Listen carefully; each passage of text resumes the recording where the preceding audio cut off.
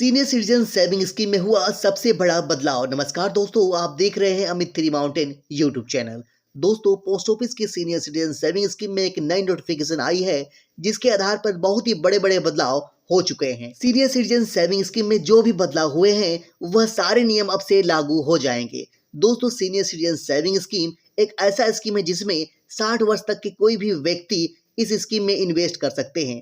इस स्कीम में एक बार इन्वेस्ट करना होता है और जिसका इंटरेस्ट आपको हर 3-3 महीने में आपके सेविंग अकाउंट में मिलता रहता है। तो चलिए दोस्तों, सीधे नोटिफिकेशन पर चलते हैं और हम जानते हैं आखिर क्या क्या बदलाव हो चुके हैं पोस्ट ऑफिस की सीनियर सिटीजन सेविंग स्कीम में। दोस्तों, सबसे पहले हम जानेंगे पोस्ट ऑफिस की सीनियर सिटीजन सेविंग स्कीम में पहले क्या नियम थे और उसके बाद हम जानेंगे उसमें क्या बदलाव हुए। सबसे पहले बात करते हैं एक्सटेंशन की, यानी टर्म को आगे बढ़ाना। दोस्तों, पोस्ट ऑफिस की सीनियर सिटीजन सेविंग स्कीम 5 साल की स्कीम होती है और इसे आप एक्सटेंशन करके 3 साल के लिए आगे बढ़ा सकते हैं।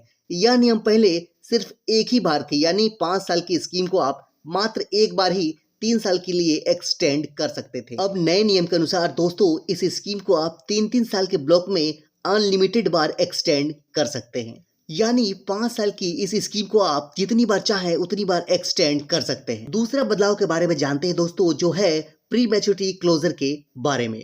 जैसे आपने पोस्ट ऑफिस की सीनियर सिटीजन सेविंग स्कीम को एक्सटेंड किया और एक्सटेंड करने के बाद आप 1 साल से पहले इस स्कीम को आप प्री मैच्योरिटी क्लोजर कर सकते थे, यानी एक्सटेंड करने के बाद भी जब भी आप पोस्ट ऑफिस के सीनियर सिटीजन सेविंग स्कीम को प्री मैच्योरिटी क्लोज करवाते थे तो आपके अमाउंट से कुछ भी रुपया डिडक्ट नहीं होता था। लेकिन अब नए नियम के अनुसार यदि आप एक्सटेंड करते हैं और 1 साल से पहले प्री मैच्योरिटी क्लोज करवाते हैं तो आपके मूलधन से 1% का डिडक्ट कर लिया जाएगा। जैसे आपने सीनियर सिटीजन सेविंग स्कीम में 1 लाख रुपए इन्वेस्ट किया है और उसे आप एक्सटेंड करते हैं 3 साल के लिए और 1 साल से पहले आप उसे क्लोज करवाते हैं तो दोस्तों 1000 रुपये काट कर मूलधन आपको 99 रुपया लौटाया जाएगा। दोस्तों, तीसरा बदलाव बहुत ही अच्छा बदलाव है। कोई भी गवर्नमेंट एम्प्लॉय आफ्टर रिटायरमेंट उन्हें 1 महीने का वक्त मिलता था सीनियर सिटीजन सेविंग स्कीम में इन्वेस्ट करने के लिए। अब नए नियम के अनुसार दोस्तों उस टाइम को बढ़ाकर 1 महीने से 3 महीने कर दिया गया है, यानी कोई भी गवर्नमेंट एम्प्लॉय